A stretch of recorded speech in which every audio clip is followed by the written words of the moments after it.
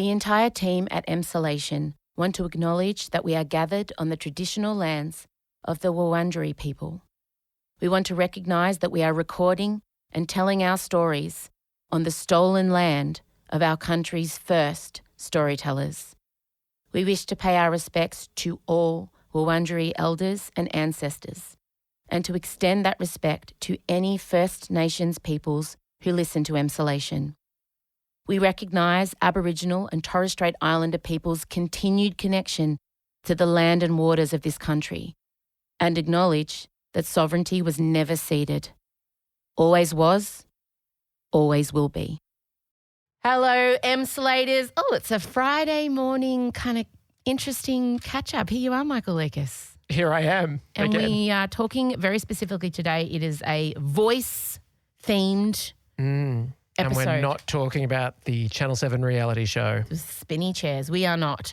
We are talking about the upcoming referendum, and straight off the bat, you will be voting. Yes. Me too. The Voice, I'm going to give a very brief kind of keep it easy, keep it factual for people who need just reminding. The Voice is the proposed advisory body made up of Aboriginal and Torres Strait Islander peoples who will provide input into the decisions and policies and laws that are made by the government and parliament around their own community. What we need to remember is currently now we do not have that. No. That is, I think, the thing we need to remember. No. Right. There has been various bodies set up and then disbanded as governments have come and gone over the years in quite chaotic fashion. Correct. And that is why we need to enshrine the Voice constitutionally because it cannot be used as a political football. It can't be removed when another government comes in who may disagree with it or want to use it as a pawn. It is there for all of time. And there's an argument around, okay, well, we don't really know what it is. So what are we agreeing to? But I read a bunch of kind of papers, and that is quite usual for constitutional law. Like you get the idea of it in, and then the way that it actually shapes is usually it happens after. Yeah, and also has to have the capacity to evolve, to And make change. it work as well as it possibly can. We've got to agree on what the aim is and then, the functions of it. Like, I mean, honestly, if you were presented with a huge description of the precise way that it was intended to work, I mean, firstly, are you really going to understand that? Secondly, you want the capacity for it to be able to be tailored to achieve the best outcomes. We've just got to agree on the aim. Correct. And that's what it is. It's just putting an advisory body in, an advisory body that doesn't have the ability to legislate, to pass law, to change. Set new taxes. Nothing. Take away your home. They are there because when decisions are made about Aboriginal and Torres Strait Islanders currently, they're not involved in the conversations, which is fucking wild. There was one spectacular exception to this, COVID. Because everyone was really, really paranoid. I mean, everyone was paranoid about COVID in general when it started spreading, but everyone thought this could, for remote First Nations communities, this could be even more disastrous than elsewhere. And in that instance, the approach taken by the government was to go and really consult and really listen what is the best way to get the message out, to start immunisation, all that sort of stuff. And it was a spectacular success and a shining example of if you go and speak to the people affected about policy and really listen to them, then you'll get it like much better outcome. Yeah. And I think the other feedback that I got when I kind of put the question out to our community was a lot of people who identify as allies feeling uneasy around the fact that there are some very vocal no campaigners from First Nations communities. And so as allies, we're kind of told you centre and listen to the voices of First Nations peoples when these issues arise. And so there's a lot of conflict in, well, what's the right thing to do? And so what I wanted to do was get Rachel Perkins on, who is a proud Arrernte and Kalkadoon woman, a multi-award-winning filmmaker, a signatory to the Uluru Statement from the Heart, and she's also the co-chair of the Yes 23 campaign. She has been campaigning for treaty and campaigning for The Voice for many, many years. She's also the daughter of Charlie Perkins, who was a fearless spokesman and renowned activist for Aboriginal rights. when I asked her to come on, part of me also had that we're leaning on an Indigenous woman to explain this to us. You know, I had that. Hold our hands. When they've probably been through enough trauma. Thank you very much. I got to chat to Rachel the other day. Michael wasn't there. And we're going to play that for you now. And I think the way she explains it, she's just brilliant. She's so passionate. So here's my chat with Rachel Perkins, the co-chair of the Yes 23 campaign. Rachel Perkins, I will give all your very impressive resume. I feel intimidated, quite frankly. You're a spectacular human. Before we bring you on, but you are co-chair of the Australians for Indigenous Constitutional Recognition. You are the busiest human on the planet currently. I want everybody to know how busy you have been. She's cleaning the lens. Just in case you don't think that I've just sort of deliberately got like a smoky glaze over the thing to make myself look better. So, Rachel, thank you for being here. The majority of my audience, when I told them I was speaking to you, I wanted to understand where they all sat with the vote. And there was a lot of yeses, but there was also a lot of I don't know, because as an ally, I know that I am to listen to Indigenous voices on Indigenous issues. And I'm hearing Indigenous voices say that I should vote no. Yeah, and it's lovely that people want to follow what Indigenous people want and they want to support that. Like, that's a really great place to come from. But you also have a right to decide yourself what you think, obviously. It's our constitution. It's only for us to change it. And really, this constitution wasn't written by Indigenous people. We weren't at the table when it was developed. It was developed not by us or with us. So in some ways, we shouldn't be the ones responsible for having to deal with it to change it. But we certainly are leading it, which is appropriate. But I suppose it's in saying that it's all of Australians' responsibility, this constitution, to deal with. So you've got a right to have your own views.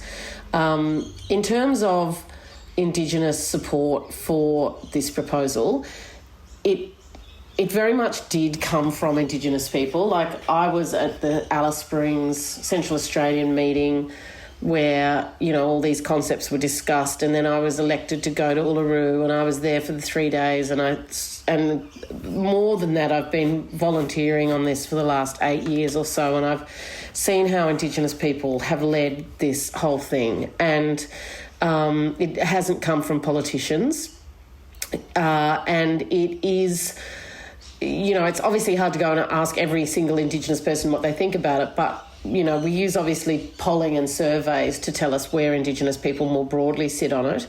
And those surveys tell us that, and very from a very reputable research firm, tells us, and commissioned by Reconciliation Australia, which is a government organisation, it tells us that over years Indigenous people have supported constitutional recognition and the enshrinement of the voice. But even before this was even a major topic, like in 1995, my dad, Charlie Perkins, went around to 17 regions to prepare this huge report with other Indigenous people on what Indigenous aspirations were, and one of those things was constitutional recognition. So it's been around for, you know, over 30 years. And I think you need to know that, yes, the polling tells us a majority, like 80%, or more over years have supported it. We know from those reports that my father was involved in that it's been a long-held aspiration. We know that the first Indigenous voice was set up in 1973 and then it was gotten rid of, and this is why people want it constitutionally enshrined. But we also know that every representative body, major representative body on the mainland, which are the land councils, who are democratically elected grassroots Indigenous organisations, they all support the voice and constitutional recognition. So, you know, we've got the polling, we've got the democratically elected grassroots organisations, we've got a history of advocacy that goes back 50 years. I just don't know what more people need to say, when I vote yes, I'm standing with the majority of Indigenous people on this issue. Of course there are people, a margin on the left and a margin on the right of politics, you know, Indigenous people, and the media plays into that. Absolutely. And those people deliberately, use that to promote conflict. But the truth is the majority of Indigenous people support it. And all the evidence points to that. No matter what anybody says, that's where the evidence lies. I hope that's a definitive enough answer for you. I sense the frustration in your voice because for me, hearing about the Yes campaign, it was a no-brainer, of course. And I heard Michael Long say this country left the firstborn off the birth certificate, the Constitution. And I thought that was a beautiful way to describe it. And are you surprised that the No campaign has gathered such momentum over the last few weeks? Because if it were me, I'd be like, why? Why can't you see that this is the right direction for us to head toward treaty? We've got to do this first. Are you surprised at what's happening currently? Yeah, I am, and I'm shocked. I think that, they've emboldened a lot of the worst side of the Australian public. But let me say that there's a lot of good people out there who just don't know what it is, and because they don't know what it is, or they think that they want something more sometimes, they're saying no. Like, I know people who say, oh, well, I want treaty first, or I want something more. And it's like, I totally get that, right? But this is literally under 10 days away. Treaty is going to take at least another decade if it happens, and there's going to be a more concerted campaign against that. You can bet your bottom dollar.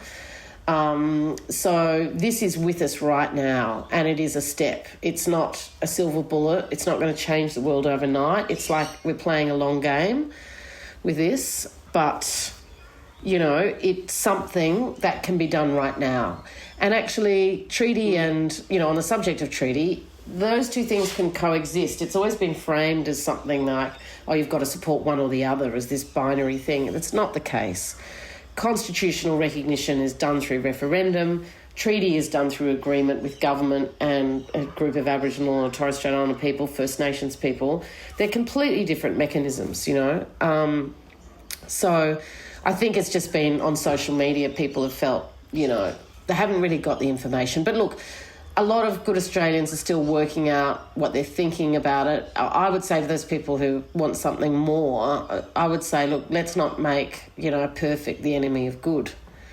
Like, this is with us, and we can do this right now. Rachel, we're with you. We thank you. And if there's anything else that myself or Michael, my co-host, can do, please let us know. And I wish you all the luck in the world. And thank you for all the work you're doing. Thank you. I appreciate you standing by us and support. It means a great deal. Thank you again to Rachel and the S23 campaign for making yourself available. She is so busy. We tried to do the interview an hour earlier. She was literally driving in her car, coming from an interview from Channel 10. I said, go home and have a wee. I can't believe it. Get changed. And she gave us time she is working like... Oh, I can't. I remember during marriage equality, not that I was a campaigner in any sense, but I was constantly following it and trying to just post on social media. And I hit a point where I tapped out. Yeah. She's doing it all day, every day. It's an amazing effort. I agree. The other thing for me is this is not saying any race is better than the other. I think it's just recognising the status is here first, which has never been recognised. No. And not only that, we're living in a reality was that they were our first peoples. Yeah. And the whole process of colonisation, I think, indisputably has come with, incredibly complicated and painful and horrendous after effects that are still present today. Mm-hmm. I think that's really, really undeniable. Mm. And so for me, all of this is a response to that. And it's just so important to recognise it. I feel like it's a real weakness that we have an inability to recognise it. We don't have a treaty. And this is in response to that. We don't have a formal agreement. We don't have a formal acknowledgement. And we're so far behind even equivalent countries that have treaties, that have bodies like this. We're still, I think, in a lot of denial and we need to take steps forward. And as I see it, this is a really modest step forward. I think it's really, really modest. The problem with the no vote is there's no nuance in no. If no one knows if you're voting no because you're in support of First Nations community members who are against it, or you just racist. The conversation ends if you vote no. Oh, and there was even this, it hit this amazingly weird crescendo where you had Warren Mundine saying, vote no because it'll get you faster to a treaty. And then you had Jacinta Price saying, vote no so that you never have to face a treaty. Like, it was just, yes. And Peter Dutton has said if there's no money, he's not putting aside money to walk toward treaty. He's outwardly said that. So the idea that this is blocking treaty, as Rachel said, treaty can't happen without this, and treaty is decades away. Let's be honest. I mean, I can understand the perspective of people saying this just feels like so little. So little, and also I want to say categorically I completely understand First Nations distrust of government. Yeah, absolutely. Both of those things. That is not up for argument. Of course you would be like, well, really? We're going to put our faith in these people? This has not worked out well for us in any way in the past. It's been dismissed. Nothing's happened. It's been impotent. So I get it. I get it. That's what I want to say. You know, we get that argument 100%. But it's still, to me, a step forward, whereas no is just a step to nowhere. And also the other thing that I'm incredibly conscious of in this whole thing is, you know, I remember in marriage equality had the surreal situation of having everyone in the country prepared to vote. I mean, I know it was technically a survey, but, you know, it was a vote. On something that relates to you way more than it relates to them. And it's horrible. And people talk about it so casually when it's so important to you. And so I'm just obviously thinking of, you know, all First Nations people that are having to endure that. And particularly, I've got to say, queer First Nations people that have had, in this such a short space of time, had to have twice that their whole existence has been debated in the public sphere and you know, voted on in this really sort of casual way. It's a brutal thing to go through. And that's also like NITV have been doing an amazing job of literally presenting both sides and presenting the progressive black argument, not the racist no, but the Indigenous community members who are saying no. And I understand that idea of, no, why are we letting the majority white people decide for us again? Like I understand that resistance to absolutely not. All of these things are true at the same time. And unfortunately, when you've got people like Tony Abbott saying, if you don't know, vote no, you know, that's just such a, like, it just puts the fire out completely. It kind of reminds me in a way, like I remember when it was Trump v. Hillary, and I remember some people saying, I remember Susan Sarandon saying, well, maybe Trump should win because then it will bring on the revolution and then we'll get a real change. And look, it didn't. It didn't bring on the revolution. Things got shitter for more years, and then we ended up with Joe Biden, who is not a revolutionary figure. So, I mean, I as much as I would love to believe idealistically that you could just take this monumental, huge revolutionary step, my experience and I'm think that this is a pragmatic step forward and minor, but at least it's forward. Yeah. And look, I've done the research. Michael's done the research. We've interviewed the co-chair of the S23 campaign to bring you information. And what we can confidently say is, with the numbers behind us, the majority of First Nations peoples want yes. And so if you consider yourself a true ally, then you are voting in the way that the majority of the people you say you're an ally to want, and that is yes. That's how I have thought about it and made peace with that. And if you feel really overwhelmed by it, I would say just read the statement from the heart. It's so short. It's really short. It'll take you a minute and really think about, do I want to vote against this? We'll send it to you all. I'll put it in the newsletter. We'll send you the statement from the heart. We'll send it out. I hope that this was helpful. Abstaining from voting is no. If you don't show up because you're confused or it's too much, you've voted no. Thank you. Thank you.